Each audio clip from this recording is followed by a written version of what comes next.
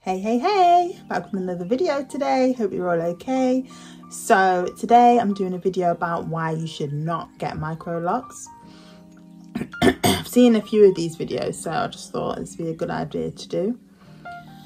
Before I started my microlocs, I watched so many of these videos because I just wanted to know everything. I wanted to know what could go wrong, what I might not like, what might affect my microloc journey, and it really helped. Oh, these are my nails, by the way. My nails, did them myself. These are my natural nails as well. So if you want a tutorial, let me know. So yeah, I did a lot of research. I think it was months from when I first watched Kiki J's YouTube video, from when she started her locks. It was months before I actually bit the bullet and did mine. So I did a lot of research on what could go wrong, what size I thought I should do, what styles you could do with them when they're short, how to do the interlocking, how to do reties, how to do retwists. I did a lot of research. So yeah, this is how my locks are looking at the minute. This is how I wear my hair majority of the time. I always wear my hair like this. Half up, half down. It's easy. Easy breezy. I actually think it's getting longer, you know. Oh, it's raining outside. I hope you can't hear that. This is the third time it's rained today. Yeah, I actually think it's getting longer. Can't wait till it's like here. I can't wait. So yeah, the first point of why you should not get microlocs. The first point is the installation is very, very time consuming. So when I first installed my microlocs, it took me about 12 hours to do it. I think, yeah, I started, it was November 3rd I did my microlocs, and I started about, I think it was about 8 o'clock and then finished at 8. So if I can find some footage, I'll put it in here. But I can't remember if I even recorded it because it wasn't, no, I did record it, but it wasn't a very good video. Yeah, it wasn't a very good video, so I decided not to upload it. But yeah, it's very, very long. Especially if you do the 2-strand twists and you have to sort out the parting on the back yourself. I could have asked someone for help, but I just wanted to be that person who could say, oh yeah, I started my locks myself. That's always me. Like whenever anyone compliments my hair, I'm like, oh yeah, I did it myself. Or if I have a new style with extensions or something, I love just saying I did it myself. Or if someone compliments my nails, I say, oh yeah, I did it myself. So yeah, that's the most reason why I didn't ask anyone for help. And when I did my twists, I interlocked about, I think it was a couple of days later. So I just wanted to make sure I was happy with the size. That was a tip I got from Kiki J. But now I'm thinking, in hindsight, I should have just interlocked it as soon as I started, because I had to do the mini twists, which took me like 12 hours. And then a couple of days later, I had to go in and interlock everything anyway. So, which took hours as well, because some of the parts weren't correct. I had to redo some of the parts. So yeah.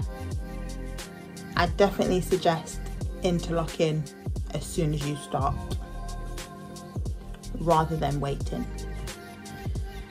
Okay, the second point of why you should not get microlocs, or why you should think about it before you get microlocs, is long interlocking sessions.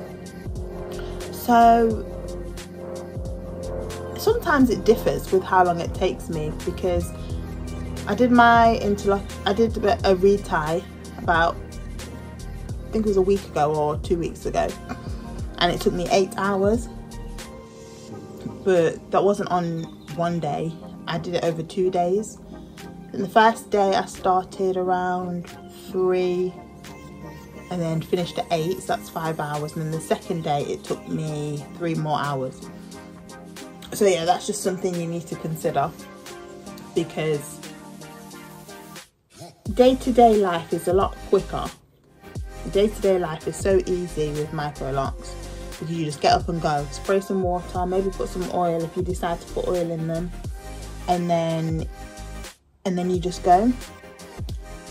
But when it's actually time to maintain them and do the interlocking sessions, do the reties, it just takes a long time. So yeah, that's definitely something you need to consider. If you want to retie yourself, it will take a long time. But if you go to a lock specialist, you could do that as well, but that's very expensive. So that's why I chose to do them on my own. One day I might go to a lock specialist just so they can assess the health of my hair, or fix any holes I've got, or even do an interlocking session for me, or fix my parts or something if they find anything that they think they could improve. But for now, I am happy doing it myself. But another thing, actually, this isn't even on my list, but a third point is, if you choose to interlock yourself, it's sometimes you'll, like in the back, you'll interlock 2 locks together accidentally, because you can't see yourself unless you obviously have a mirror. But I do everything by touch, so I can feel this one. This is what made me mention it, because I accidentally interlocked the 2 locks together. So this is 1 lock, but now it's 2. So I don't know if I'm going to leave it or if I'm going to try and split it. I don't know. I could just leave it, because I'm not really that fussed, to be honest. So yeah, that was the third point. It's difficult, and it takes a lot of attention to interlock your own hair. Number 4. Okay, so number 4 is, it's difficult to hide locks when you do different styles. Say if you have a wig, it's difficult to keep your hair flat underneath the wig. I try to do twists or comb rows back for if I'm going to be wearing a wig. And if I do Marley twists on top of my locks, I'll like use Marley hair and then try and tuck my locks into my twists. But yeah, that's difficult. But I'm not really a person who always wants perfect hair, so I don't mind if the locks are sticking out of my Marley twists, or if you can tell there's a different texture, because there's so many twists on my head that it will cover any imperfections anyway, so I don't really mind. But yeah, that's one thing to consider, because it's difficult to hide your locks, especially as they get longer, as they get thicker, it gets even harder to hide them. And another thing is tension.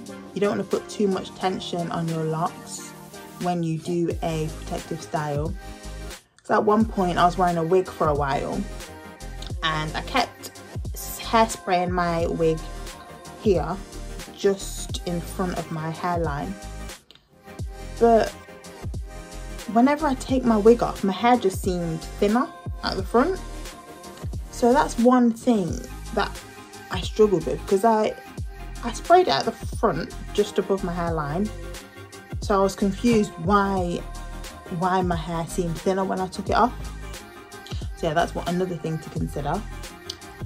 Tension when you are putting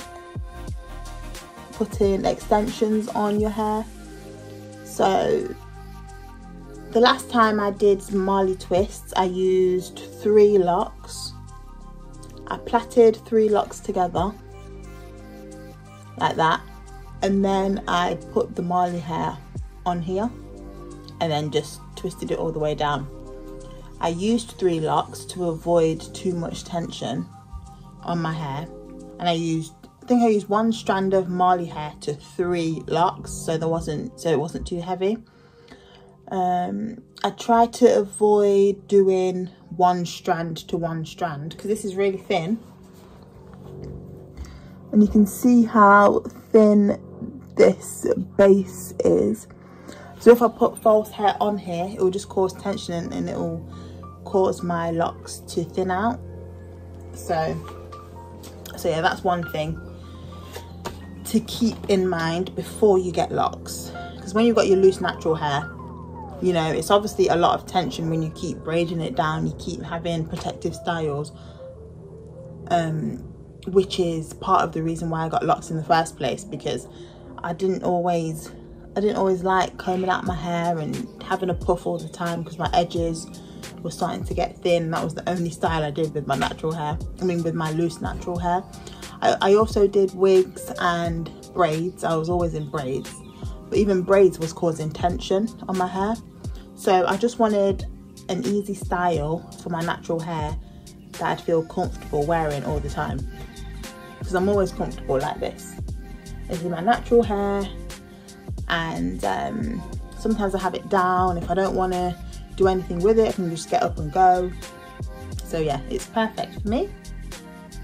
My 5th point is you maybe shouldn't get micro locks if you can't get used to new hair routines.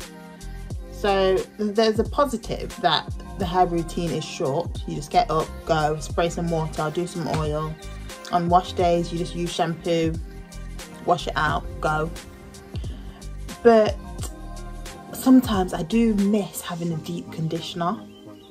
With my loose natural hair, I used to love doing masks with my hair. I do honey and banana masks. I do rice water. I do avocado, mayonnaise, eggs. I was always doing something, which was nice because it just made my hair feel so luscious. And I kind of miss doing all that. But now, because I've got locks, you're not really supposed to condition them. I have conditioned them before, because I watched a video of Kiki J's and she used to condition her locks around the 8-month mark, I think it was. So I tried to condition them as well, and it was fine. I didn't get any slippage or anything. Didn't get any slippage. My hair actually felt really nice and soft afterwards. So I don't do it often. I think I've only done it twice in 8 months. So yeah, it's not a thing I do often. I might wait again until I'm 9 months locked, because I am 8 months. Am I 8? November, December, January, February, March, April. Oh yeah, I'm 8 months locked now. Wow, I'm 9 months locked in August. Okay, so the 6th point is lint. The 6th point of why you should consider or have a think before you get micro locks, or why you should not get micro locks, is lint. I don't really have a lot of lint build up.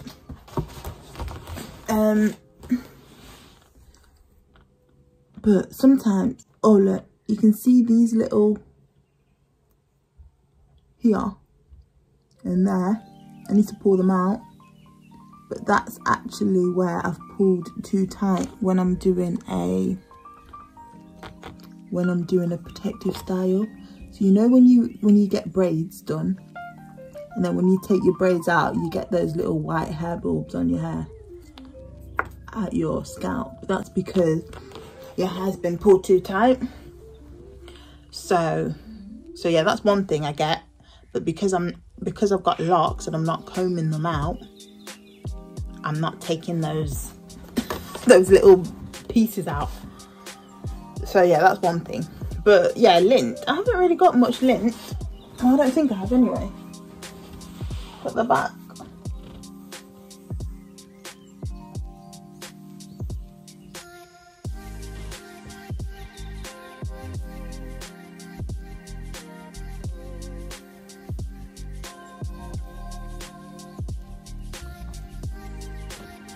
Yeah, I don't think I've got much lint.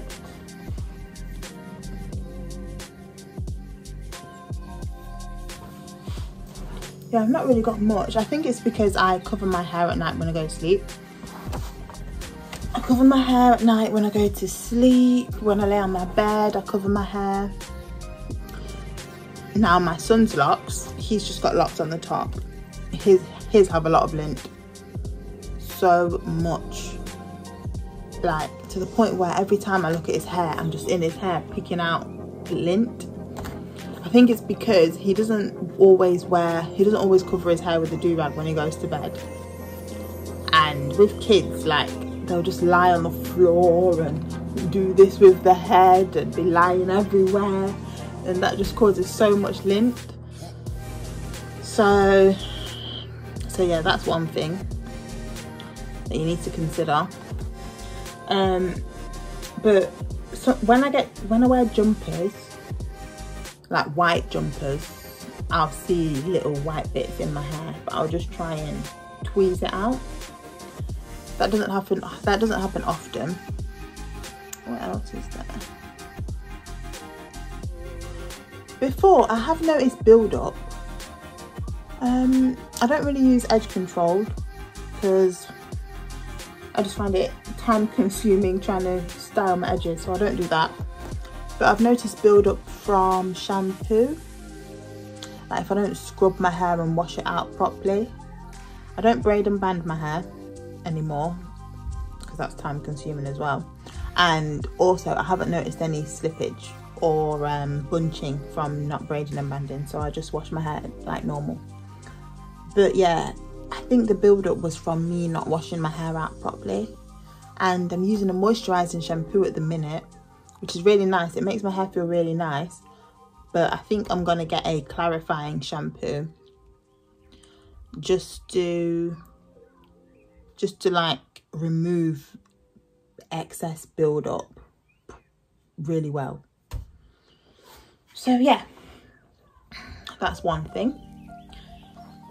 On to my 7th point. Yeah, the 7th point is you should not get microlocs if you get bored easily. Because with your loose natural hair, you can have a style in for 2 weeks, take it out, style again, 2 weeks, take it out. But with microlocs, you're actually just supposed to let them be. You're just supposed to let them be, let them flourish, let them do their own thing. You're not really supposed to do extensions on top of them, microlocs on top of them, wigs on top of them like I've been doing, or like other YouTubers do sometimes. But that's because, but I do that just because I want some variety, because I get bored sometimes. And sometimes, like if I'm going to a certain place, I might want an extra bit of length, or I might want to put it up in a bun, but like a big bun, or I might want some down my back instead of this length. So yeah, that's one thing you need to think about, variety. Because, and when they get longer, like I'm hoping, ooh, I can't wait for the length to come. But yeah, when they get longer, it's going to be even more difficult for me to not protective style, because microlocs are protective. It's going to be even harder for me to do different styles. Like, how am I going to hide long locks under a wig? I'm going to have to think about all that. But I don't think I'm going to keep them till they're like down my back. Actually, I probably would, to be fair. I probably would. Have my locks swinging like up to here. I can't wait. I'm looking forward to that. I actually can't wait. But sometimes, this is the bonus point, like when you get locks, it's easy to compare your journeys to other people's. So I was scrolling through Instagram the other day, and I seen, I forgot who it was, but I seen someone's post. It was 1 month, 7 months, 14 months and 20 months, and they had like a 4-grid hair picture of how their locks have progressed. And the 1 month was really short, but then the 7 months was like down here, and then 14 was down here, and then 20 was like here. So I was thinking, I'm at 8 months now, and my hair hasn't grown like that. So it's got a lot fuller, but it's not got like a lot longer. So that's another thing, like when you well, with anything in life, you just naturally compare yourself to people. Okay, I'm back. I literally just recorded a whole new video because my mind went somewhere completely different. But yeah, I don't know what number we're on now. My next point is, it's a slow process. So do not get microlocked if you can't handle the slow process. So I started my locks on November 3rd, 2022. So I'm 8 months locked now. I'll try and input a video somewhere in here so you can see the difference. But yeah, I'm 8 months locked. And does this really look like 8 months locked? I don't know, but yeah, it is a slow process. Like in 4 months time, I can't really imagine it being much longer than what it is. Or it might be like here or something. But yeah, I think when I first started my lock journey, I was hoping for in a year's time to be like, ooh, luscious locks. But yeah, that's not gonna happen. So yeah, you just need to be wary of the slow process. And my next point is, it won't always be neat. It won't always be the way you want it. It might not be as thick as you'd like it. It might not grow in the direction that you want it. One thing that bothers me sometimes is when I did a fresh retie like 2 weeks ago, so it's not as bad now. But when my edges grow out, I always want to retie it like every 2 weeks or something like that. I'm getting better now. But yeah, some people find it difficult to deal with the frizz, because when you first start you have nice twists which look like they're perfectly formed, but as you get further in your lock journey they do get quite frizzy. Some people might not like that. So yeah, you just need to be wary that your locks might not turn out like the other person on YouTube, or they might not turn out how you envisioned. But that's okay. Your locks don't have to be exactly like the person on YouTube. Okay, my next point, another reason why not to get micro locks is if other people's opinions really affect you. Because yesterday, someone said to me, oh, you know, if you interlock your locks, you can't ever take them out. I said, well, you can take them out, you can comb them out, but it would take forever. But then they were basically saying, well, you shouldn't have done it because you can't turn back, basically. Which in my mind meant they didn't like them. Because why would you say that? Why would you say that? So yeah, that was on my mind a bit, because I was like, I didn't ask for your opinion. But I didn't say it, I was just thinking that. So yeah, locks, sometimes they do have a negative stigma. Sometimes they're not considered beautiful, especially in the starter phase. They might not be considered beautiful. They might not be considered aesthetically pleasing to some people.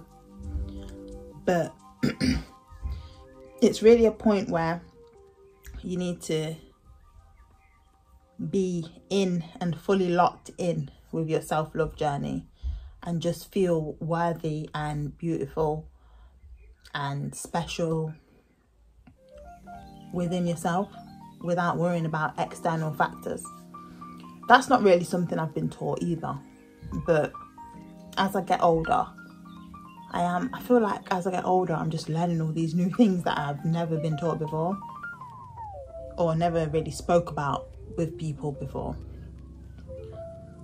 So yeah, that's the end of the video, guys.